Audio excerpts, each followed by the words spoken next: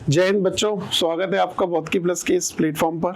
आज हम physical chemistry का एक बहुत ही इंपॉर्टेंट टॉपिक है कॉलिगेटिव प्रॉपर्टी, जिसमें कि जनरली बच्चों को देखा गया है कि ये कंफ्यूज करता है उनको। जनरली बच्चे इस तरीके की जो कॉलिगेटिव प्रॉपर्टी के क्वेश्चंस आते हैं, कंपैरिजन के कॉलिगेटिव प्रॉपर्टीज़ के क्वेश्चंस आते हैं, उसमें बहुत सारे बच्चों को देखा गया है कि वो गलती करते हैं। तो मैं इस वीडियो में आपको आज कॉलिगेटिव प्रॉपर्टी के बारे में बहुत ही कम टाइम में आपको पूरी डिटेल बताने वाला हूं कि किस तरीके से इन क्वेश्चंस को सॉल्व करना होता है। बहुत ध्यान से सुनिएगा, ये वीडियो आपके लिए बहुत ही यूजफुल होगा कॉलिगेटिव प्रॉपर्टी के हर एक तरीके के क्वेश्चंस करने के लिए। और नीट में एक क्वेश्चन इस वाले टॉपिक से डेफिनेटली आता ही आता है। तो आप इस वीडियो के थ्रू कॉलिगेटिव प्रॉपर्टी के जितने भी क्वेश्चंस हैं एक बार वीडियो देखने के बाद जरूर लगाएं और चेक करें कि क्या हमसे वो क्वेश्चंस पूरी तरह से हो पा रहे हैं या नहीं हो पा रहे हैं। राइट, चलो शुरू करते हैं। सबसे पहले कॉलिगेटिव प्रॉपर्टी होती क्या है? तो कॉलिगेटिव प्रॉपर्टी जो भी है, एक्स वाई जेड हम कुछ भी नाम दे देते हैं, लेकिन वो डाइल्यूट सॉल्यूशन के लिए होती है, ये याद रखना बहुत ज़रूरी है। मतलब कॉलिगेटिव प्रॉपर्टी से जितने भी एक्सपेरिमेंट रिलेटेड हैं उनमें डाइल्यूट सॉल्यूशन की ज़रूरत पड़नी है। डाइल्यूट सॉल्यूशन मतलब जिसमें कि सॉल्यूट बहुत कम हो और सॉल्वेंट बहुत ज़्यादा हो, अदरवाइज आपके रिजल्ट्स उतने प्रॉपर नहीं आएंगे। तो डाइल्यूट सॉल्यूशन की वो प्रॉपर्टी जो उसमें नॉन वोलेटाइल सॉल्यूट प्रेजेंट है उसके पार्टिकल्स की नंबर पर डिपेंड करती है। मतलब सीधी बात है कि अगर पार्टिकल्स ज़्यादा होंगे तो कॉलिगेटिव प्रॉपर्टी भी ज़्यादा होंगी। पार्टिकल्स का साइज क्या है, कितने बड़े पार्टिकल है, कितने छोटे पार्टिकल है, इससे कोई लेना देना नहीं है। पार्टिकल्स कितने हैं इससे लेना देना है। पार्टिकल्स यूरिया के हैं कि ग्लूकोज के हैं कि सुक्रोज के हैं, इससे भी कोई लेना देना नहीं है। सिर्फ मतलब है तो नंबर ऑफ पार्टिकल्स से, मतलब पार्टिकल्स मतलब मॉलिक्यूल्स मतलब एटम मतलब आयंस, कुछ भी हो सकता है उस सॉल्यूट के लिए। जैसे सॉल्यूट अगर यूरिया है तो उसके पार्टिकल्स क्या हो सकते हैं, मॉलिक्यूल। अगर सॉल्यूट हमारा NaCl है तो उसके पार्टिकल्स क्या हो सकते हैं, आयंस। तो इसका मतलब वो प्रॉपर्टीज डाइल्यूट सॉल्यूशन की जो नॉन वोलेटाइल सॉल्यूट के पार्टिकल्स पर डिपेंड करती हैं, नॉन वोलेटाइल सॉल्यूट के नेचर पर नहीं। नेचर पर मतलब यूरिया है या वो ग्लूकोज है, उसके छोटे साइज है मॉलिक्यूल या बड़े साइज का मॉलिक्यूल है, नो मैटर। उसके मॉलिक्यूल का मास ज़्यादा है, उसके मॉलिक्यूल का मास कम है, इससे भी कोई लेना देना नहीं है। सिर्फ ये कॉलिगेटिव प्रॉपर्टी डिपेंड करती हैं तो उस सॉल्यूट के पार्टिकल्स की नंबर पर डिपेंड करती हैं। कैसे डिपेंड करती हैं? तो आप बोलोगे भाई जैसे जैसे पार्टिकल्स की नंबर बढ़ेगी वैसे वैसे कॉलिगेटिव प्रॉपर्टी भी बढ़ेंगी। अब ये कह देने से ना प्रॉब्लम सॉल्व नहीं होती। अब इसको हमें थोड़ा सा फील करना पड़ेगा कि पार्टिकल्स के नंबर बढ़ने से कॉलिगेटिव प्रॉपर्टी बढ़ने का मतलब कैसे निकालें हम। तो इसके लिए हम सोचते हैं, देखो यहाँ पर आप देख रहे होंगे कि 1 mole of glucose plus water लिखा है, मैंने 2 moles of glucose plus water लिखा है। वाटर का अमाउंट मैं दोनों में सेम कर देता हूँ। वाटर हमारा सॉल्वेंट है और ग्लूकोज हमारा सॉल्यूट है। तो आप बहुत अच्छे से जानते हैं कि 1 मोल ऑफ ग्लूकोज के पार्टिकल्स की नंबर कम है और 2 मोल ग्लूकोज के पार्टिकल्स में मतलब मॉलिक्यूल्स की नंबर ज़्यादा है। तो इसका मतलब ये हुआ कि यहाँ पार्टिकल्स ग्लूकोज के ज़्यादा है तो इसकी कॉलिगेटिव प्रॉपर्टी जो भी होंगी वो ज़्यादा होंगी इस सॉल्यूशन की कॉलिगेटिव प्रॉपर्टी से। अब एक एग्जांपल हमने देखा 1 mole of glucose plus water, यहाँ लिखा 1 मोल यूरिया प्लस वाटर। तो इसका मीनिंग क्या हुआ कि दोनों में पार्टिकल की नंबर सेम है। वहां पर 1 मोल ग्लूकोज के पार्टिकल्स है और वहां पर 1 मोल यूरिया के पार्टिकल है, लेकिन दोनों सॉल्यूशन की कॉलिगेटिव प्रॉपर्टी में कोई फर्क नहीं आएगा।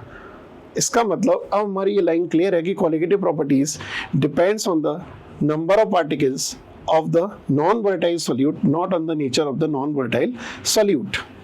और ये कॉलिगेटिव प्रॉपर्टी के जितने भी एक्सपेरिमेंट हैं ये नॉन वोलेटाइल सोल्यूट से ही रिलेटेड है। तो इसका मतलब कॉलिगेटिव प्रॉपर्टी से रिलेटेड अगर हम स्टडी कर रहे हैं तो हमें दो बातों का ध्यान स्पेशली रखना है कि एक तो सोल्यूशन बहुत डाइल्यूट होना चाहिए, मतलब सॉल्यूट का अमाउंट सॉल्वेंट से काफ़ी कम होना चाहिए, और दूसरी बात वो जो सॉल्यूट है that should be non volatile. अब एक प्रॉब्लम और थी, कई सॉल्यूट ऐसा था कि सॉल्यूट में सॉल्वेंट में गए और पता चला वो पार्टिकल्स डिसोसिएट हो गए। अब सॉल्वेंट को क्या समझ आ रहा है कि भाई पार्टिकल्स बढ़ गए, जबकि हमें तो नहीं पता था। हमने तो बस मान लो 1 मोल कोई सॉल्यूट डाल दिया और हो सकता है वो 1 मोल सॉल्यूट के जितने भी पार्टिकल्स थे वो सबके सब डिसोसिएट हो गए। तो वाटर को तो ये लग रहा है ना सॉल्वेंट को कि भाई पार्टिकल्स की नंबर बढ़ गई। तो इसका मतलब कॉलिगेटिव प्रॉपर्टी हम सोच रहे थे 1 मोल के हिसाब से आनी चाहिए थी, लेकिन कॉलिगेटिव प्रॉपर्टी आ रही है ज़्यादा पार्टिकल के हिसाब से, वो डिफरेंट आ रही है। तो यहाँ थोड़ी सी प्रॉब्लम हुई। पहले जितने भी एक्सपेरिमेंट हुए वो सब किससे रिलेटेड हुए कि भाई सॉल्यूट जो है वो डिसोसिएट है, एसोसिएट नहीं हो रहा है। ठीक है ना, बस उन्होंने मान लिया 1 मोल ग्लूकोज है तो 1 मोल ही है बस वो। ना पार्टिकल्स बढ़े ना कम हुए। ये ऐसा जानकर कॉलिगेटिव प्रॉपर्टी के एक्सपेरिमेंट किए गए। तो हमने सोचा कि भाई कॉलिगेटिव प्रॉपर्टीज को अगर हमें कंपैरिजन करना है तो पहले solution should be very dilute, ये कंडीशन को फॉलो करना चाहिए। Solute should be non volatile और सॉल्यूट को डिसोसिएट और एसोसिएट नहीं होना चाहिए, अदरवाइज आप जो सोच रहे होगे कॉलिगेटिव प्रॉपर्टी उससे डिफरेंट आएगी। मतलब हम सोच रहे हैं 1 मोल के हिसाब से पता चला वो सॉल्यूट डिसोसिएट हो गया, तो उसकी कॉलिगेटिव प्रॉपर्टी जो हम सोच रहे थे उसके हिसाब से कुछ डिफरेंट आई, करेक्ट। अब लेकिन ज्यादातर बार ऐसा हुआ कि भाई सॉल्यूट या तो डिसोसिएट होता है, कई बार एसोसिएट होता है, तो ये प्रॉब्लम बार बार आने लगी और हम चाहते थे कि इस प्रॉब्लम को भी किसी तरीके से दूर कर लिया जाए। तो किस तरीके से दूर कर लिया जाए वो देखते हैं, और उस प्रॉब्लम का जो सोल्यूशन था वो था एक वांटा फैक्टर। अभी मैं लेकिन आपको ये समझा दूं कि ये डिसोसिएट अगर एसोसिएट नहीं होता है तब तक तो हम नॉर्मल कॉलिगेटिव प्रॉपर्टी के जो एक्सपेरिमेंट है, जो फॉर्मूले दिए गए हैं उसी से कॉलिगेटिव प्रॉपर्टी निकालते हैं, उसी के हिसाब से कॉलिगेटिव प्रॉपर्टी आनी चाहिए। लेकिन जब कोई पार्टिकल डिसोसिएट हो जाता है, जब कोई सॉल्यूट डिसोसिएट होता है किसी सॉल्वेंट में, तो जो ऑब्जर्व्ड कॉलिगेटिव प्रॉपर्टी है एक्चुअल, वो हमारी थियोरेटिकल फॉर्मूले से कैलकुलेटेड कॉलिगेटिव प्रॉपर्टी से अलग आई, मतलब ज़्यादा आई। डिसोसिएट हुआ मतलब पार्टिकल्स बढ़े तो कॉलिगेटिव प्रॉपर्टी भी बढ़ी। तो ये जो ऑब्जर्व्ड कॉलिगेटिव प्रॉपर्टी है इसमें जनरली बच्चों को कन्फ्यूजन होता है, तो कोई कन्फ्यूजन की बात नहीं है, सीधा बोल दो जो हमें कॉलिगेटिव प्रॉपर्टी ऑब्जर्व हो रही है, मतलब जो हम मेजर कर रहे हैं एक्सपेरिमेंटली वो हो गई ऑब्जर्व्ड, और जो हम फॉर्मूले से निकाल रहे हैं, जो इसके बताए गए फॉर्मूले हैं, तो वो होती है थियोरेटिकल। लेकिन डिसोसिएशन एसोसिएशन होने की वजह से नंबर ऑफ पार्टिकल हमारी एक्सपेक्टेशन से अलग आ रहे हैं, इस वजह से कॉलिगेटिव प्रॉपर्टी हमारी मैच नहीं हो रही है। That's why it is the observed colligative property, और जो फॉर्मूले से आती है वो थियोरेटिकल कॉलिगेटिव प्रॉपर्टी, करेक्ट। अभी मैं समझाऊंगा कि कौन कौन सी कॉलिगेटिव प्रॉपर्टी होती है, और उसको इस बात को हम वहां पर देखेंगे कि ऑब्जर्व्ड कॉलिगेटिव प्रॉपर्टी और थियोरेटिकल कॉलिगेटिव प्रॉपर्टी है क्या, राइट। एसोसिएशन का केस होगा तो ऑब्जर्व्ड कॉलिगेटिव प्रॉपर्टी थियोरेटिकल से कम होगी।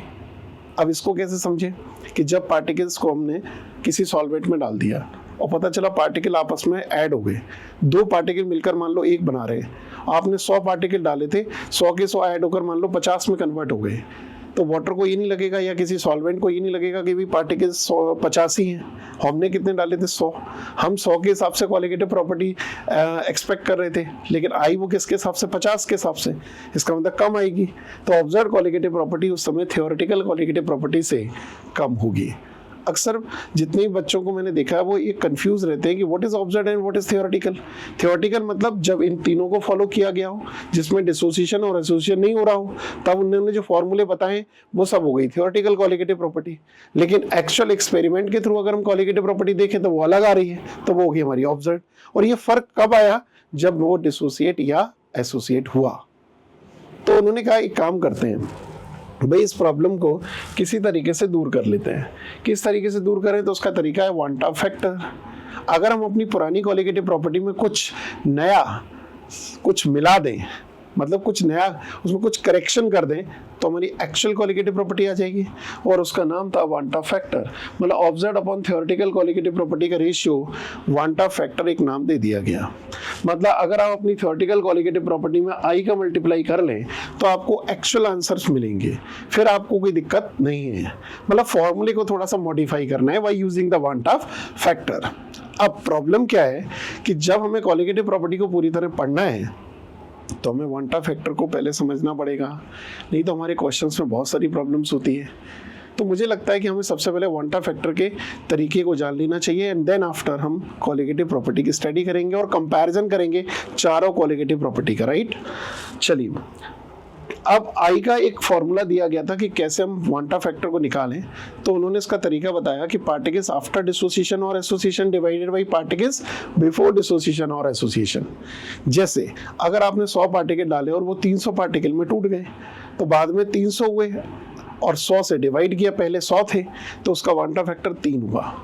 मतलब डिसोसिएशन के बाद जितने भी टोटल पार्टिकल थे और डिसोसिएशन से पहले जितने भी पार्टिकल थे, उनका रेशियो ही वांटा फैक्टर माना जाता है, करेक्ट। अगर आपने 100 पार्टिकल डाले और 50 रह गए, मतलब एसोसिएट हुआ, तो 50/100, इसका मतलब वांटा फैक्टर 1 से कम। तो ये क्लियर हो गया कि वांटा फैक्टर जब डिसोसिएशन का केस है तो 1 से ज्यादा होगा, जब एसोसिएशन का केस है तो 1 से कम होगा, और जब कुछ नहीं हो रहा, मतलब वो सॉल्यूट एज इट इज है, ना डिसोसिएशन हो रहा ना एसोसिएशन हो रहा, तो हम कह सकते हैं कि इसका वांटा फैक्टर कितना होना चाहिए, 1 होना चाहिए। मतलब वहां पर ऑब्जर्व्ड और कॉलिगेटिव प्रॉपर्टी और थियोरेटिकल कॉलिगेटिव प्रॉपर्टी में कोई फर्क नहीं आएगा। अंडरस्टैंड? तो 3 केसेस बने, i greater than 1, i less than 1 और i इक्वल टू 1। अब यहां पर कोई भी कितना परसेंट डिसोसिएट हो रहा है, इस बात को भी जानना जरूरी है भाई। कौन कितना परसेंट डिसोसिएट हो रहा है, इस बात को हमें जानना जरूरी है। ठीक है, 1 i is equal to 1 plus alpha n minus 1 एक फॉर्मूला है जो वांटा फैक्टर को कैलकुलेट करने के लिए दिया गया। अल्फा उसका डिग्री ऑफ डिसोसिएशन, मतलब ये जरूरी थोड़ी है कि हमने जितना सॉल्यूट लिया था वो पूरा का पूरा डिसोसिएट हो जाएगा। हो सकता है वो 20% डिसोसिएट हो रहा हो, वो 30%, 40%, 50%, मतलब जितनी क्वांटिटी आपने दी है और उसका कितना परसेंट वो डिसोसिएट हो रहा है ये पता होना हमें जरूरी है, या हो सकता है 100% डिसोसिएट हो रहा हो। अब ये हो गई अल्फा, और एन बहुत ही इंपॉर्टेंट चीज है इसमें। इसको मैं अभी एग्जांपल से एक बार समझाता हूँ कि एन हम कैसे डिटरमाइन करें। इसमें जनरली अगर आपको परफेक्शन है तो वांटा फैक्टर फटाफट निकलता है। एन एक्चुअली क्या है, कोई भी इलेक्ट्रोलाइट पानी में जाकर डिसोसिएट होता है, कोई भी इलेक्ट्रोलाइट पानी में जाकर डिसोसिएट होता है, और ये वाला केस इलेक्ट्रोलाइट के लिए ही आता है। तो एन का मीनिंग क्या है, जो भी इलेक्ट्रोलाइट ले रहे हैं उसकी एक फार्मूला यूनिट है, जैसे NaCl है, 1 फार्मूला यूनिट मतलब Na प्लस और Cl नेगेटिव। इसको वाटर में डाल दिया तो एक Na प्लस एक Cl नेगेटिव। तो मॉलिक्यूल के बजाय हम क्या यूज कर रहे हैं टर्म, फार्मूला यूनिट, मतलब 1 Na प्लस और Cl नेगेटिव आपस में जुड़ा हुआ है। तो हमने उसको पानी में डाल दिया, एक Na प्लस और Cl नेगेटिव। तो NaCl हमेशा 2 ही आयन बनाएगा, एक Na प्लस और एक Cl नेगेटिव, उसको कहते हैं N is equal to 2 for NaCl। तो डिसोसिएशन हमें पता है तो उसका एन पता चल जाएगा, और परसेंटेज डिसोसिएशन ये हमें क्वेश्चन में दिया जाएगा, वहां पर रखेंगे अल्फा। 20% दिया तो 0.2, ठीक है। NaCl दिया है तो एन की वैल्यू 2। हर एक इलेक्ट्रोलाइट के लिए पहले अपना एन अच्छे से समझ लें तो आपको वांटा फैक्टर निकालने में कोई दिक्कत नहीं है। ठीक, जैसे कि मैंने अभी NaCl का एक एग्जाम्पल दिया, तो NaCl डिसोसिएट हुआ Na positive plus Cl negative, और Na2SO4 उस इलेक्ट्रोलाइट का कभी भी N नहीं चेंज होगा, 2Na पॉजिटिव SO4 माइनस 2। अब Na2SO4 के लिए N की वैल्यू कितनी है, 3, मतलब टोटल आयन इससे 3 बन रहे हैं, एक फॉर्मूला यूनिट से 3 आयन। NaCl के एक फॉर्मूला यूनिट से 2 आयन, इसका मतलब NaCl के लिए N हुआ 2, Na2SO4 के लिए N हुआ 3। ऐसी हर एक इलेक्ट्रोलाइट के लिए N अलग अलग होगा, ठीक है ना। अब ये जो एसोसिएशन का केस है, ये i इज लेस देन 1, तो इसमें अपन लगाते हैं अल्फा, ये डिग्री ऑफ एसोसिएशन हो जाएगा। अब यहां पर भी आप देख रहे होगे कि फॉर्मूले में n आ रहा है, तो 1 plus alpha 1 upon n minus 1। तो यहाँ पर जो n होता है वो डाइमराइजेशन के लिए 2 होता है। डाइमराइजेशन का मतलब होता है कि जो आपने सॉल्यूट लिया है उसके 2 मॉलिक्यूल एक में कन्वर्ट हो रहे हैं। ये आपको नेचर ऑफ दैट सॉल्यूट या फिर क्वेश्चन में किसी तरीके से दिया होगा तभी पता चलेगा, या तो आप जानते हो कि वो सॉल्यूट डाइमराइज हो रहा है या ट्राइमराइज या टेट्रामराइज, अदरवाइज आपको n की वैल्यू पता नहीं चलेगी। तो अगर वो डाइमराइज है तो मतलब 2 से 1 बन रहा है, और अगर वो ट्राइमराइज है तो 3 मॉलिक्यूल से 1 बन रहा है। इसका मतलब n की वैल्यू पता करने के लिए ये पता होना चाहिए कि वो सॉल्यूट सॉल्वेंट में जाकर डाइमराइज हो रहा है या ट्राइमराइज हो रहा है। ओके, इस तरीके से हमें ये कैलकुलेशन करनी पड़ती है। ये फॉर्मूला लाने के लिए हम लोग डेरिवेशन भी कर सकते हैं, लेकिन हम अभी अगर देखें डायरेक्ट कि हमें वांटा फैक्टर कैसे निकालना चाहिए, सीधा सीधा 1 plus alpha 1 upon n minus 1। क्योंकि हम जब एप्लीकेशंस पढ़ते हैं, कॉलिगेटिव प्रॉपर्टीज के न्यूमेरिकल करते हैं, तो we have to find I value. बहुत ही कम टाइम में आई की वैल्यू का पता लगाना बहुत ज़रूरी होता है। तो इसके लिए हमें सीधा एक 1 प्लस अल्फा n माइनस 1 और 1 plus alpha 1 upon n minus 1, यहाँ पर ये जानना बहुत ज़रूरी है कि भाई n की वैल्यू क्या होगी। तो डिसोसिएशन के केस में जैसे अब इन्होंने एक क्वेश्चन दिया है कि Na2SO4 is 40% ionize in the water. इसका मतलब समझ रहे हैं आप, पानी में जाकर Na2SO4 आयोनाइज हुआ, लेकिन उसका जितना भी गिवन है उसका 40% हिस्सा ही डिसोसिएट हो रहा है। इसका मतलब अगर मैं इसका I निकालूं 1 प्लस अल्फा n माइनस 1, तो 1 प्लस इसका 0.4 आएगा और n की वैल्यू 3 माइनस 1, इसका मतलब 1 प्लस 0.4 इंटू 2 मतलब 1.8। This is the answer van't factor Na2SO4। एक बात और याद रखना वेरी इंपॉर्टेंट कि जो वांटा फैक्टर है वो किसी भी कंपाउंड के नंबर ऑफ पार्टिकल्स कितने इनिशियली लिए गए हैं इस पर डिपेंड नहीं करता। इसका मैं एग्जांपल देता हूँ आपको। जैसे मैंने 100 मोल NaCl के लिए और वो पूरे के पूरे डिसोसिएट हो गए, तो आप जरा सोचो कितने बनेंगे, टोटल 200 पार्टिकल बनेंगे। तो 200 बाई 100 कितना हुआ, वांटा फैक्टर 2। और अगर मैंने NaCl के 600 लिए होते तो वो 1200 बना देता टोटल डिसोसिएट होने के बाद। तो कितना वांटा फैक्टर होता, तब भी उसका 2 ही आता। इसका मतलब इट्स क्लियर कि अगर आपको कभी Na2SO4 0.1 मोलर, 2 मोलर, 3 मोलर दे दें कि 1 लीटर में इतने मोल्स हैं, तो उससे वांटा फैक्टर केवल डिग्री ऑफ डिसोसिएशन पर डिपेंड करेगा और n पर डिपेंड करेगा। इनिशियल क्वांटिटी आपने कितनी ली इस पर डिपेंड नहीं करेगा। ठीक है, 0.2 हालांकि डिसोसिएशन कंसंट्रेशन से थोड़ा बढ़ने से कम होता है, लेकिन हम यहाँ पर जो कॉन्सेप्ट लगा रहे हैं 1 + α n-1, ठीक है ना। अब ऐसे ही अगर हमने एसिटिक एसिड 50% देखो आयनाइज हुआ वाटर के अंदर, एसिटिक एसिड वीक एसिड है, वाटर में जाएगा और बहुत कम परसेंटेज में आयनाइज होगा, वो 50% दिया है। लेकिन आप जानते हो कि भाई Na2SO4 तो Na+2 और एक सल्फेट बना रहा था। ऐसे ही ये जो एसिटिक एसिड है CH3COOH, ये डिसोसिएट होकर CH3COO- और H पॉजिटिव, इसका मतलब इसकी भी N की वैल्यू 2 है और इसका अल्फा 0.5 है। इसका मतलब इसका भी वांटा फैक्टर 1.5 आएगा इस हिसाब से। इट मीन्स कि हमें 1 + अल्फा पर डिपेंड कर रहा है वांटा फैक्टर और n पर डिपेंड कर रहा है। अब देखो एसोसिएशन का केस अगर हम देखें तो सब्सटेंस A इज 40% टेट्रामराइज। इसका मतलब है कि जो A सब्सटेंस है उसके 4 मोल से 1 मोल बन रहा है। अब मैंने यहाँ पर वांटा फैक्टर निकालना है, तो 1 + α 1/n-1 लगाएंगे, राइट। अब I = 1 + α कितना है, 40% टेट्रामराइज, ये 1/4 - 1, तो दिस इज 1 + 0.4 इंटू -3/4, 4 से 4 कैंसिल हुआ 0.1, तो 1 - 0.3 इज इक्वल टू 0.7, राइट। अब जरा सोचते हैं कि अगर अल्फा की वैल्यू 1 हो, मतलब 100% एसोसिएट होता, 100% एसोसिएट, तो अल्फा की वैल्यू 1 लेते, तो 1 + 1/n-1 आता।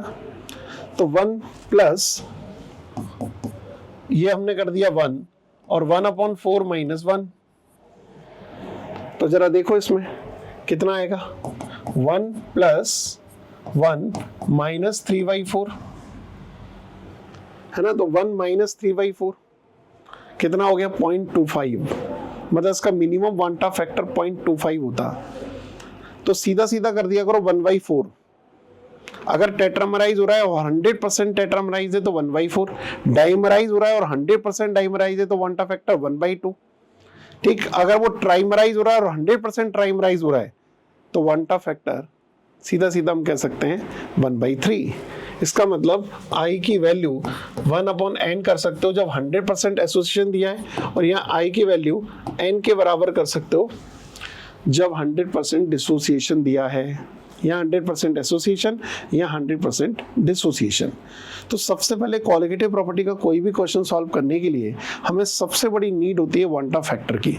तो हमने यहाँ पर 2 बातें सीखी, 1 + α n-1 डिसोसिएशन के केस में, और 1 + α 1/n-1 एसोसिएशन के केस में। बस यहाँ पर थोड़ा कंफ्यूजन होगा कि हमें n डिसोसिएशन के टाइम पर क्या लेना है और एसोसिएशन के टाइम पर n की वैल्यू क्या लेनी है, करेक्ट है। तो इसकी प्रैक्टिस थोड़ी सी करनी पड़ती है, जितने क्वेश्चंस आए उसके लिए याद रखना पड़ता है, उसके बाद ही हम कॉलिगेटिव प्रॉपर्टीज आ। एक क्वेश्चन यहाँ पर देख सकते हैं, ये Al2SO4 होल थ्राइस दिया हुआ है और 100% आयोनाइज मान रहे हैं।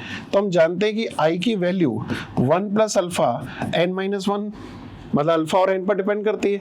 अल्फा तो 100% दिया है, तो सिर्फ और सिर्फ किस पर डिपेंड करेगी, n पर, मतलब I = n। अब जरा चेक करो इसके n की वैल्यू कितनी है, 5, 2 एल्यूमिनियम और 3 सल्फेट, इससे 2 एल्यूमिनियम और 3 सल्फेट बन रहे हैं, मतलब इसके I की वैल्यू हुई 5। अब इसमें से 5 किस किस के बन रहे हैं वो देख लेते हैं। इसको जब वाटर में डालेंगे तो 3K पॉजिटिव और FeCN6 3 माइनस, इसका मतलब हुआ इसमें n की वैल्यू 4 है। AlNO3 3 NO3 के एक Al के, तो n की वैल्यू कितनी है 4 है। यहाँ पर 4 पोटेशियम और एक Fe6 वाला आयन बनेगा, तो यहाँ n की वैल्यू 5 है। और K2SO4 में 2 पोटेशियम के और एक सल्फेट का बनेगा, तो n की वैल्यू यहाँ पर 3 है। अब जिसमें n की वैल्यू 5 होगी उसका ही वांटा फैक्टर इसके वांटा फैक्टर के बराबर होगा। ठीक, और ये जरूर याद रखना कि वांटा फैक्टर किसी भी सब्सटेंस का initial number of moles per depend नहीं करता। आप चाहे NaCl के 10 मोल लो चाहे 30 मोल लो, लेकिन वांटा फैक्टर उस पर डिपेंड नहीं करेगा, क्योंकि 1 + अल्फा n - 1 में initial number of moles use नहीं हो रहे। तो दिस इज द क्वेश्चन। अब टाइम आ गया है आखिर कॉलिगेटिव प्रॉपर्टी को अब जानने का, कि इतनी देर से हम लोग कॉलिगेटिव प्रॉपर्टी कर रहे हैं, लेकिन ये कॉलिगेटिव प्रॉपर्टी है क्या। तो ये 4 तरह की कॉलिगेटिव प्रॉपर्टी है। एक एलिवेशन इन बॉइलिंग पॉइंट, अक्सर कंफ्यूजन रहता है सभी को, कोई बॉइलिंग पॉइंट पूछ रहा होता है तो वो एलिवेशन सोच रहे होते हैं। तो एलिवेशन इन बॉइलिंग पॉइंट और बॉइलिंग पॉइंट में फर्क है। ऐसे ही डिप्रेशन फ्रीजिंग पॉइंट और फ्रीजिंग पॉइंट में फर्क है। सबसे पहले तो इस पर फोकस करना, statement is very important. Relative lowering in vapour pressure में कमी, करेक्ट। और है एक है osmotic pressure. There are 4 types of colligative property. एक बात याद रखना, जिस सॉल्यूशन की कॉलिगेटिव प्रॉपर्टी दूसरे से ज्यादा है, मतलब उस सॉल्यूशन की चारों प्रॉपर्टी दूसरे सॉल्यूशन से ज्यादा है। कंपैरिजन में हमेशा फंसते हैं, इसीलिए बहुत अच्छे से सोचना है कि what is exactly elevation in the boiling point, what is exactly depression in the freezing point. इस पर ध्यान देना बहुत ज्यादा जरूरी है, करेक्ट। तो एक एक करके चलो थोड़ा सा बेसिक आइडिया लेते हैं इनका।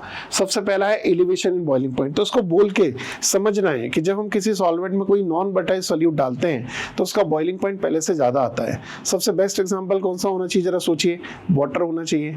वाटर का बॉइलिंग पॉइंट सबको पता है, standard boiling point 100 degree Celsius. अगर मैं इसमें नॉन बटाइल सॉल्यूट डाल दूं तो 100 डिग्री सेल्सियस पर इसका प्रेशर 1 atm नहीं होगा, बल्कि 100 से थोड़ा ज्यादा जाएगा।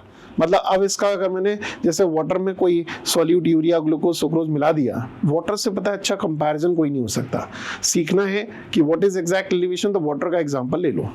तो वाटर का मैंने क्या लिया, बॉइलिंग पॉइंट 100 डिग्री सेल्सियस, और वाटर में मैंने एक दूसरे बीकर में लिया, उसमें कोई सॉल्यूट डाल दिया यूरिया, तो पता चला अब इसका बॉइलिंग पॉइंट 100 डिग्री सेल्सियस नहीं है बल्कि 100 से थोड़ा ज्यादा है। मान लेते हैं 100.2 डिग्री सेल्सियस है, तो इंक्रीज कितना हुआ, that is the colligative property, not the boiling point 100 degree, not the boiling point 100.2 degree is the colligative property.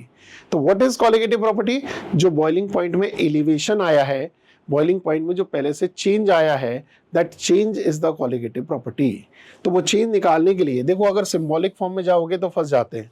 Ts minus T note मैंने लिख तो दिया है, लेकिन मैं चाहता हूं कि आप जब भी elevation boiling point की बात करो तो ऐसे ही करो कि सर सॉल्यूशन का बॉइलिंग पॉइंट हमेशा सॉल्वेंट से ज्यादा आता है, तो सॉल्यूशन के बॉइलिंग पॉइंट में से अगर मैं सॉल्वेंट का बॉइलिंग पॉइंट माइनस कर दूं तो हमें निकल आएगा एलिवेशन इन बॉइलिंग पॉइंट। ये लाइन बोलना बहुत जरूरी है भाई, तभी इसकी प्रैक्टिस होगी, अच्छे से इसमें काम हो पाएगा।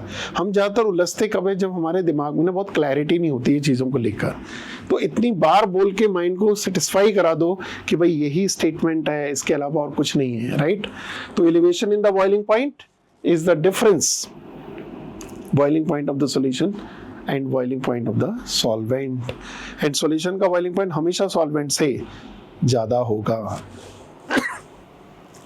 कॉलिगेटिव प्रॉपर्टी इंक्रीजेस अगर हो रही है कहीं पर, आपने देखा, आप सबसे पहले कॉलिगेटिव प्रॉपर्टी किससे देखोगे, पार्टिकल्स जहां ज्यादा होंगे वहां कॉलिगेटिव प्रॉपर्टी ज्यादा हुआ, सॉल्यूट के पार्टिकल ज्यादा, कॉलिगेटिव प्रॉपर्टी भी ज्यादा हुई। अब इंक्रीज होती है अगर कॉलिगेटिव प्रॉपर्टी दिख रही है तो आप कह देना बिल्कुल डायरेक्ट कि भाई एलिवेशन भी बढ़ेगा, और जब एलिवेशन बढ़ेगा तो यार boiling point of the solution तो ज्यादा होगा ही होगा। तो जिस सॉल्यूशन की कॉलिगेटिव प्रॉपर्टी ज्यादा है दूसरों के कंपैरिजन में, उस सॉल्यूशन का एलिवेशन इन बॉइलिंग पॉइंट भी ज्यादा है। और एक बात कि उस सॉल्यूशन का बॉइलिंग पॉइंट भी ज्यादा है, क्योंकि एलिवेशन बढ़ेगा तो बॉइलिंग पॉइंट तो बढ़ेगा ही ना। देखो आप, अगर मुझे सॉल्यूशन का बॉइलिंग पॉइंट निकालना है तो T naught plus delta T B, तो जिसका डेल्टा टी बी ज्यादा हुआ उसका सॉल्यूशन का बॉइलिंग पॉइंट भी ज्यादा हुआ। तो जब भी आपसे बॉइलिंग पॉइंट पूछ रहे हैं ना, कंपैरिजन करा रहे हैं, सबसे पहले आप एलिवेशन इन बॉइलिंग पॉइंट पता करो और चेक करो कि जिसमें एलिवेशन बढ़ रहा है समझ लो सॉल्यूशन का बॉइलिंग पॉइंट भी बढ़ रहा है। अब इसके लिए एक फॉर्मूला था कि भाई जो डेल्टा टीबी है वो हमारा जो थ्योरेटिकल फॉर्मूला है वो केबी इंटू एम है। केबी आप जानते हो मोलर एलिवेशन कांस्टेंट इसको कहते हैं। ये सॉल्वेंट का नेचर बदलने से ही बदलेगा, नहीं तो ये कांस्टेंट है। अगर आप एलिवेशन बॉइलिंग पॉइंट का एक्सपेरिमेंट अलग अलग सॉल्वेंट में कर रहे हैं तो समझ लो आपका केबी चेंज होगा। अदरवाइज एक पर्टिकुलर सॉल्वेंट में सॉल्यूट और सॉल्वेंट बदलते रहो, सॉल्यूट और अमाउंट बदलते रहो तो कोई चेंज नहीं आएगा केबी में। तो डेल्टा टीबी जो मॉडिफाइड फॉर्म है जो ऑब्जर्व है वो i into KB into M. Correct. Delta TB is also affected. देखो केबी बदलने से डेल्टा टीबी बदलेगा, मोलैलिटी बदलने से बदलेगा और आई बदलने से बदलेगा। आई बढ़ेगा तो डेल्टा टीबी बढ़ेगा, केबी बढ़ेगा तो डेल्टा टीबी बढ़ेगा। तो जो कांस्टेंट कर रहे हो फॉर्मूले में चेक कर लो और वो न्यूमेरिकल जो दिया होगा उसी से चेक होगा कि इसमें क्या कांस्टेंट किया जा रहा है, आई कांस्टेंट है या केबी कांस्टेंट है या एम या तीनों ही बदल रहे हैं। मैं सिर्फ बात कर रहा हूँ जब कंपैरिजन किया जाए कोलिगेटिव प्रॉपर्टी का तब का बात कर रहा हूँ। तो कंपैरिजन करने के लिए सबसे पहले ये चेक करना पड़ेगा कि कौन सी चीज चेंज हो रही है। तो अभी तो मैंने आई लिया है, केबी लिया है और एम लिया है, लेकिन आप एम को तो जानते हैं ये मोलैलिटी है। तो आई इंटू केबी ये सॉल्यूट का मास इंटू 1000 और ये सॉल्यूट का मोलर मास और ये सॉल्वेंट का मास। इसका मतलब कोलिगेटिव प्रॉपर्टी अगर सब कुछ सेम है और मास ऑफ सॉल्यूट बदल रहा है तो भी बदल रही है, सॉल्वेंट का मास बदल रहा है अकेला तो भी चेंज हो सकती है और सॉल्यूट का मोलर मास बदल रहा है तो भी चेंज। और अगर डायरेक्ट दे दिया मोलैलिटी है तो आई इंटू एम लगाते जाओ, जिसका आई इंटू एम ज्यादा होगा एलिवेशन ज्यादा होगा, एलिवेशन ज्यादा होगा तो उसका सॉल्यूशन का बॉइलिंग पॉइंट भी ज़्यादा होगा। देखो जब हम ऑब्जेक्टिव करते हैं तो क्विक जो कॉन्सेप्ट होते हैं कि एकदम पैटर्न क्या है, क्वेश्चन देखा और पैटर्न समझ आ गया कि भाई इसमें तो ये पैटर्न लगना है, तभी आप जल्दी जल्दी आंसर्स कर पाओगे। कॉम्पिटिटिव एग्जाम में बेटा सबसे ज़्यादा ज़रूरत पता क्या होती है कि हम जितनी भी चीज़ें जानते हैं उसको कितनी जल्दी परफॉर्म कर रहे हैं, कितने कॉन्फिडेंस से। सिली मिस्टेक्स हो रही हैं, इसका मतलब कहीं ना कहीं कॉन्सेप्ट्स करते समय हमने थोड़ा सा ध्यान कम दिया है। तो इसलिए मैं आपको बार बार हम क्वेश्चंस करने से पहले पूरी थ्योरी को इतने अच्छे से पढ़ लें, इतनी चीज़ें अपने दिमाग में बना लें कि वो स्पीड हमें वहाँ पर क्वेश्चंस करते समय महसूस हो। राइट। तो इसमें हम डिप्रेशन इन फ्रीजिंग पॉइंट जो दूसरी कोलिगेटिव प्रॉपर्टी है, फ्रीजिंग पॉइंट। आप वाटर का फ्रीजिंग पॉइंट जानते हैं 0 डिग्री सेल्सियस है, मतलब वाटर आइस के साथ इक्विलिब्रियम में एग्जिस्ट करता है एट 0 डिग्री सेल्सियस। तो 0 degree Celsius is the freezing point of water. But मजे की बात देखो कि आइस वाटर के साथ इक्विलिब्रियम में तो आइस का मेल्टिंग पॉइंट भी कितना है 0 डिग्री सेल्सियस। ऐसे हर सॉल्वेंट का अपना एक फ्रीजिंग पॉइंट होता है जिसमें वो सॉल्वेंट अपनी सॉलिड स्टेट के साथ इक्विलिब्रियम में एग्जिस्ट करता है। लेकिन जब हम वाटर में कोई सॉल्यूट मिलाते हैं नॉन वोलेटाइल तो ये ऑब्जर्व किया गया है कि उसका फ्रीजिंग पॉइंट पहले से कम आता है। मतलब अगर वो 0 डिग्री सेल्सियस अगर उसका था, अब वाटर पहले से कम टेम्परेचर पर फ्रीज होकर इक्विलिब्रियम सेट करेगा। मतलब -2 डिग्री -3 डिग्री सॉल्यूशन का फ्रीजिंग पॉइंट हो सकता है। तो देखो कितनी इंटरेस्टिंग बात है, यहाँ पर यही गड़बड़ कर जाते हैं ज़्यादातर स्टूडेंट। यहाँ कितनी इंपॉर्टेंट बात है कि जब हम सॉल्यूट मिलाते हैं तो बॉइलिंग पॉइंट सॉल्यूशन का सॉल्वेंट से बढ़ जाता है और फ्रीजिंग पॉइंट सॉल्यूशन का सॉल्वेंट से कम आता है। तो इसी कमी को, कितना कम आ रहा है उसी कमी को कहते हैं डिप्रेशन फ्रीजिंग पॉइंट। तो जितना आप दिमाग से सोचोगे ना, लिखा हुआ पढ़ने से पहले अपने दिमाग से सोचो फ्रीजिंग पॉइंट कम हो रहा है तो मुझे डिप्रेशन इन फ्रीजिंग पॉइंट मतलब कमी निकालने के लिए क्या करना पड़ेगा, किसका ज्यादा है, सॉल्वेंट का ज्यादा है, तो सॉल्वेंट के फ्रीजिंग पॉइंट में से सॉल्यूशन का फ्रीजिंग पॉइंट माइनस करना है। ये खुद से ही सोचना बहुत जरूरी है। तो depression freezing point delta TF is a colligative property. Depression जैसे पानी का बॉइलिंग फ्रीजिंग पॉइंट है 0 डिग्री सेल्सियस, इसमें डिप्रेशन आया 2 डिग्री का तो -2 डिग्री हो गया सेल्सियस उसका फ्रीजिंग पॉइंट। देखना अगर डिप्रेशन फ्रीजिंग पॉइंट 3 हुआ तो सॉल्यूशन का फ्रीजिंग पॉइंट कितना है -3 डिग्री सेल्सियस। मजे की बात यह है कि जैसे जैसे डिप्रेशन फ्रीजिंग पॉइंट बढ़ रहा है फ्रीजिंग पॉइंट लेकिन कम होता चला जा रहा है। जितना ज़्यादा डिप्रेशन मतलब फ्रीजिंग पॉइंट उतना ही कम।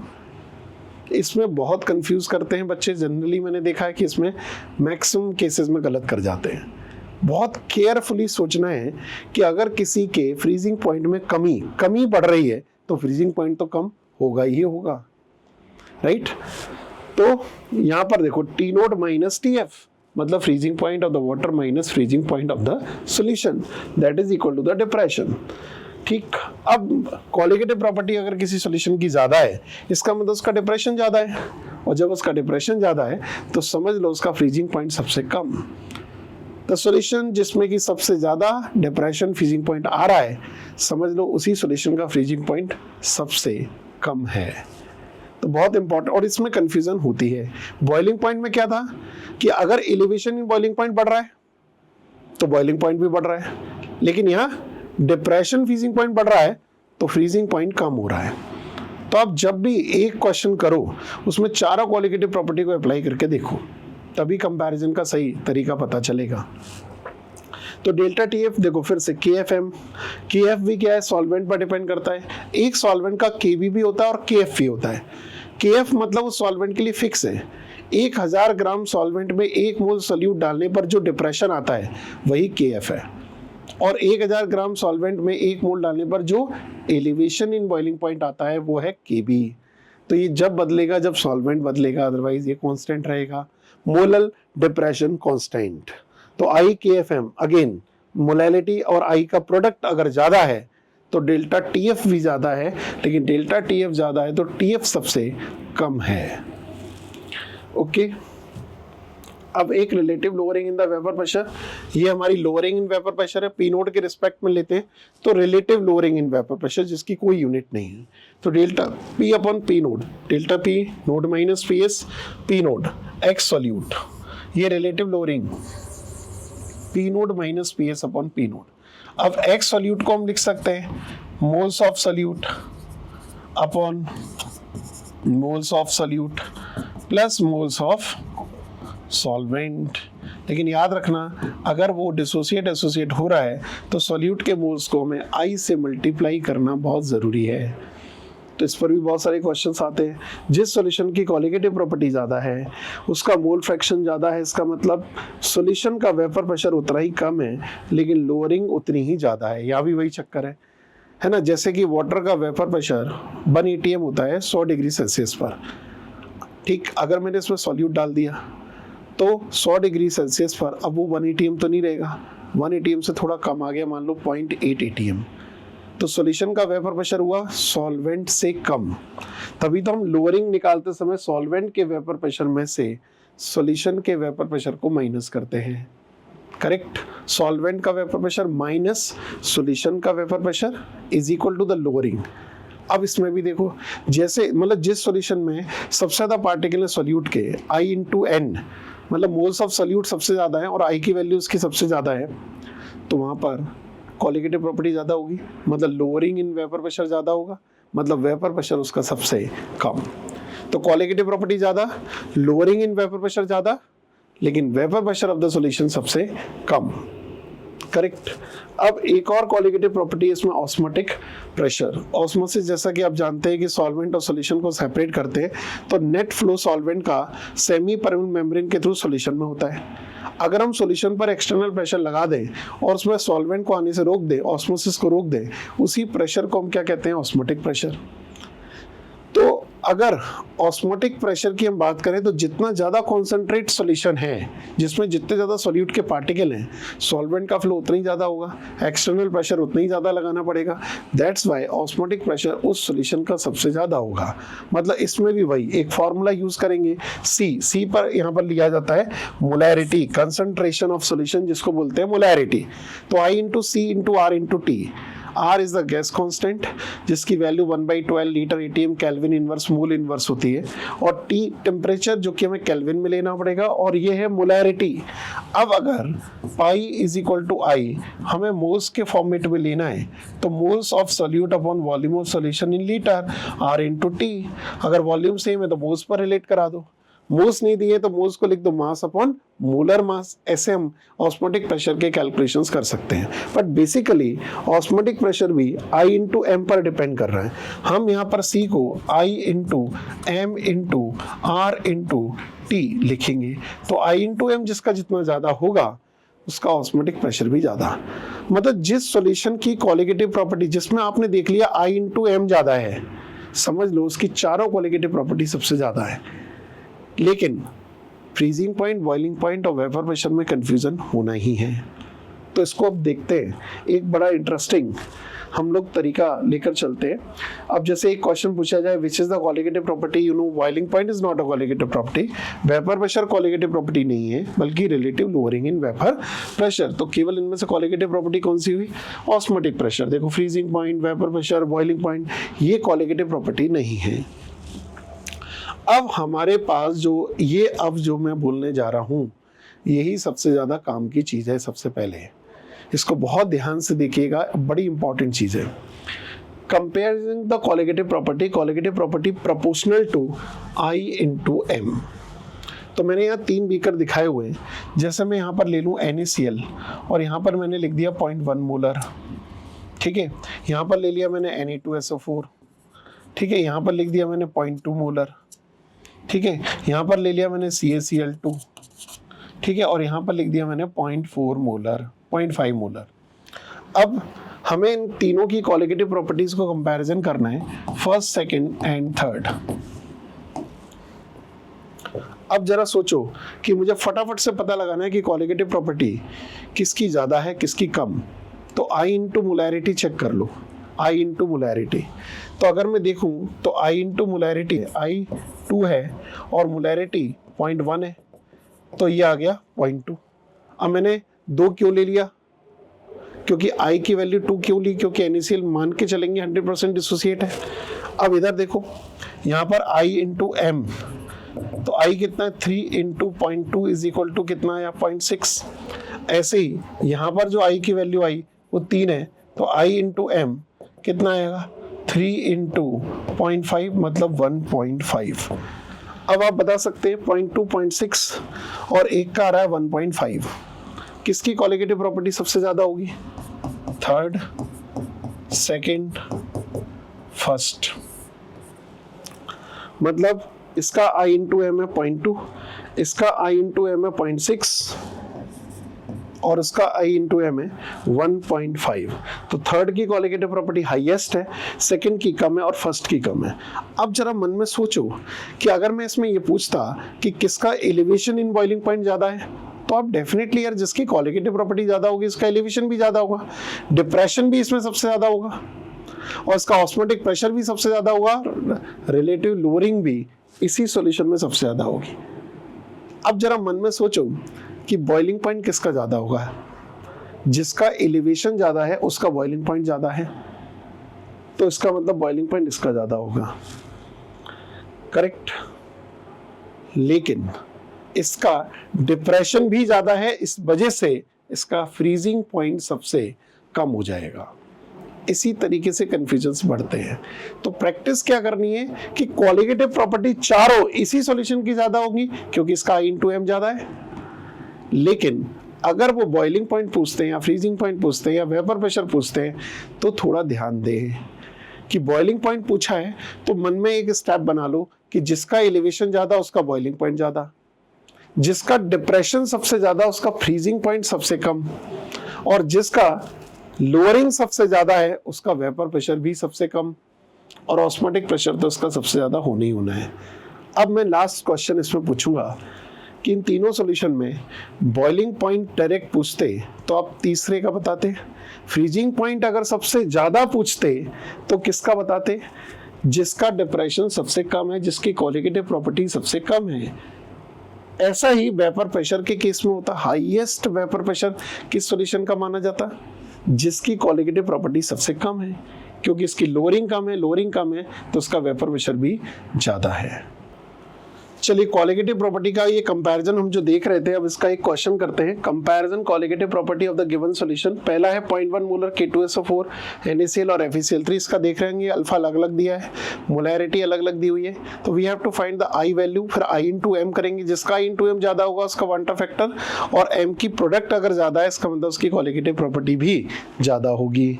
तो सबसे पहले I के लिए कौन सा फॉर्मूला यूज किया जाता है भाई, 1 plus alpha n minus 1, right. तो यहाँ पर I 100% डिसोसिएट है, तो ये K2SO4 है तो उसमें n की वैल्यू कितनी है 3, राइट। यहाँ पर I निकालेंगे तो 1 प्लस अल्फा कितना है यहाँ पर 0.9 और n की वैल्यू 2 है, NaCl के लिए 2 - 1, तो ये वैल्यू आ गई 1.9।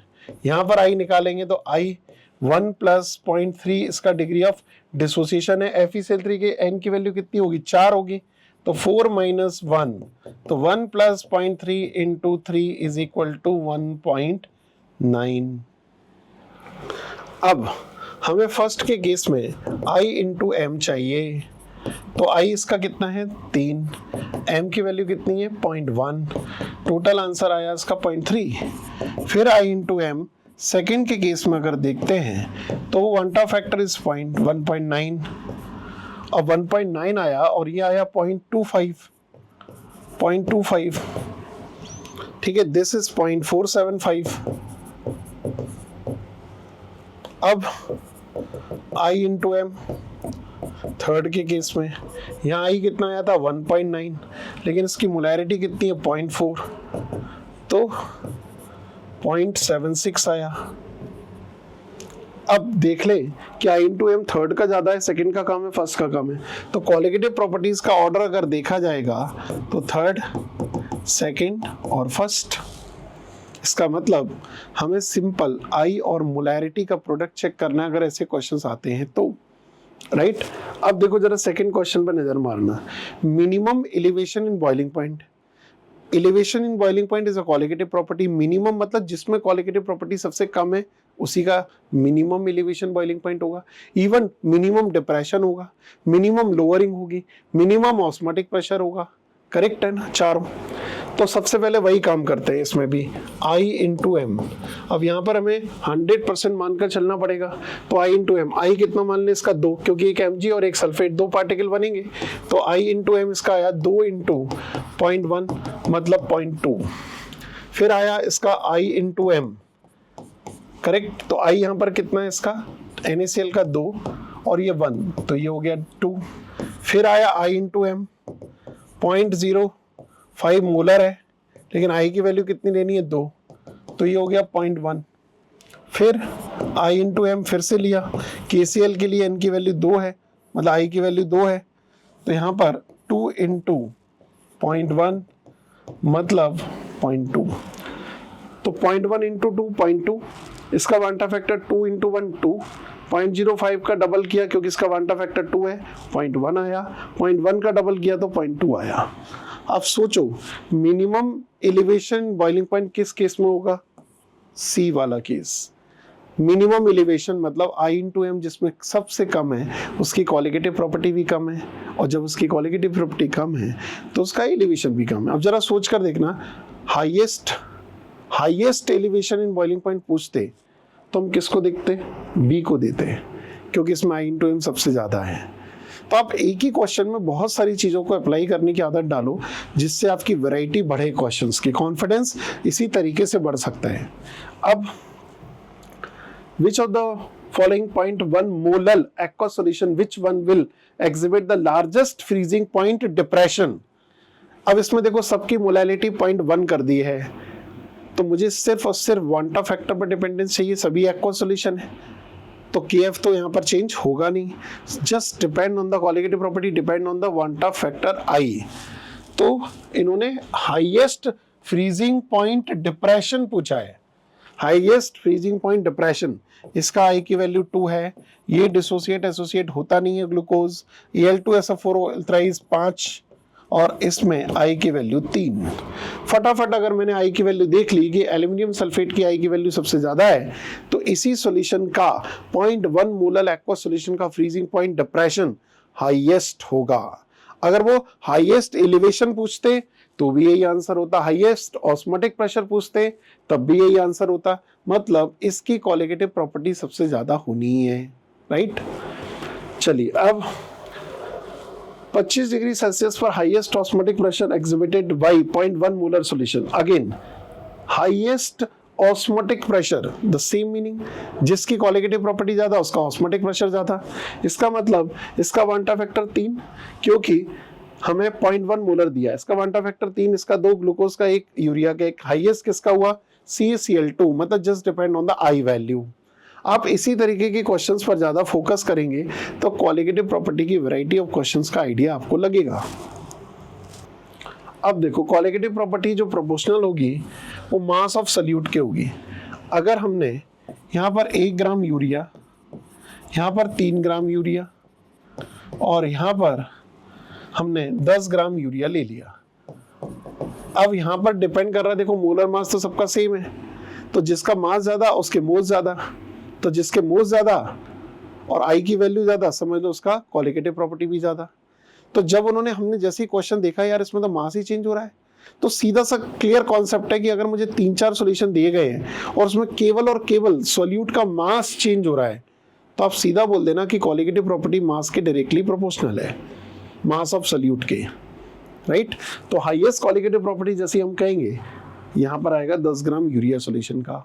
देखो आप क्वेश्चन, यहाँ पर हम एक और बात कर लें, मोलर मास ऑफ सॉल्यूट की बात कर लें। तो सॉल्यूट, अब जैसे यहाँ पर देखा 1 ग्राम यूरिया, 1 ग्राम ग्लूकोज और यहाँ पर ले लिया 1 ग्राम सुक्रोज और बाकी सब कुछ कांस्टेंट है, सॉल्वेंट का मास वगैरह सब कुछ कांस्टेंट है। अब जरा सोचो, मोलर मास हमेशा अपोजिट आ रहा है कॉलिगेटिव प्रॉपर्टी में, इसका मतलब अगर मास भी सेम है, सॉल्वेंट भी सेम है, सॉल्वेंट का मास भी सेम है, तो colligative property just depend on the molar mass. तो मोलर मास जिसका ज्यादा उसकी कॉलिगेटिव प्रॉपर्टी सबसे कम। इसका मतलब सुक्रोज के केस में कॉलिगेटिव प्रॉपर्टी सबसे कम आएगी और यूरिया के केस में कॉलिगेटिव प्रॉपर्टी सबसे ज्यादा आएगी, क्योंकि आप जानते हैं यूरिया का मोलर मास 60 ग्राम है और सुक्रोज का मोलर मास 342 ग्राम है। तो दैट्स वाई कॉलिगेटिव प्रॉपर्टी का जो हम कंपैरिजन देख रहे हैं वो आप देख रहे होंगे कि कभी सॉल्यूट के मास से, कभी सॉल्यूट के मोलर मास से, इन सब चीजों से हमें चेक करके ही आगे बढ़ना है। एक साथ सभी कॉलिगेटिव प्रॉपर्टी के क्वेश्चंस एक ही क्वेश्चन में सॉल्व जरूर करें। देखो इस क्वेश्चन को देखो, the following solution were prepared by dissolving 10 gram of the glucose. ठीक है, एक देखो 10 ग्राम ग्लूकोज 250 ml वाटर में, 10 ग्राम यूरिया 250 ml वाटर में और 10 ग्राम सुक्रोज 250 ml वाटर में। जैसे ही क्वेश्चन आया और ऑस्मोटिक प्रेशर इन्होंने हमसे पूछा है कि the right to option the decreasing order of the osmotic pressure, we know that osmotic pressure I into moles into R into T upon volume होता है और मोल्स को हम लिखते हैं मास अपॉन मोलर मास। आप देख रहे होंगे कि ये सब कुछ कांस्टेंट है, केवल molar mass of the solute में चेंज आ रहा है। तो जिसका मोलर मास सबसे ज्यादा होगा उसकी कॉलिगेटिव प्रॉपर्टी सबसे कम होगी। तो जरा देखो हाईएस्ट किसकी होगी। पहला केस कौन सा था, सबसे पहले 10 ग्राम ग्लूकोज फिर 10 ग्राम यूरिया, मतलब P2 का मोलर मास सबसे कम है। तो P2 फिर P1 और फिर P3। P3 क्या है, चूंकि सुक्रोज है तो सुक्रोज का मोलर मास ज्यादा है, इसलिए सुक्रोज वाले सॉल्यूशन का ऑस्मोटिक प्रेशर सबसे कम होगा। तो देखा आपने कि कॉलिगेटिव प्रॉपर्टी हमारे लिए एक बहुत ही इंपॉर्टेंट टॉपिक है, नीट में एक क्वेश्चन इसका पक्का है और ज़्यादातर कंपैरिजन के क्वेश्चंस में दिक्कत होती है। तो शॉर्टकट ट्रिक्स बनाएं कि कॉलिगेटिव प्रॉपर्टी हम कैसे ऑब्जर्व करें और क्वेश्चंस उसके किस तरीके से पूछे जाते हैं। सबसे पहले वांटा फैक्टर पर कमांड कर लो बहुत अच्छे से। देखा क्वेश्चन, फटाफट वांटा फैक्टर आ गया, आई की वैल्यू कभी डिसोसिएट है कभी एसोसिएट है, उसके बाद हम अप्लाई कर पाएंगे। और सबसे पहले कॉलिगेटिव प्रॉपर्टी चारों के नाम और उनको दिमाग में बिठाना बहुत ज़रूरी है। तो इस वीडियो से मैं समझता हूँ आपको बहुत फ़ायदा मिलेगा। ठीक है, इसके जैसे ही क्वेश्चंस इससे रिलेटेड लगाते हैं तो आपको बहुत जल्दी वो क्वेश्चंस करने में हेल्प मिलेगी। Thank you very much.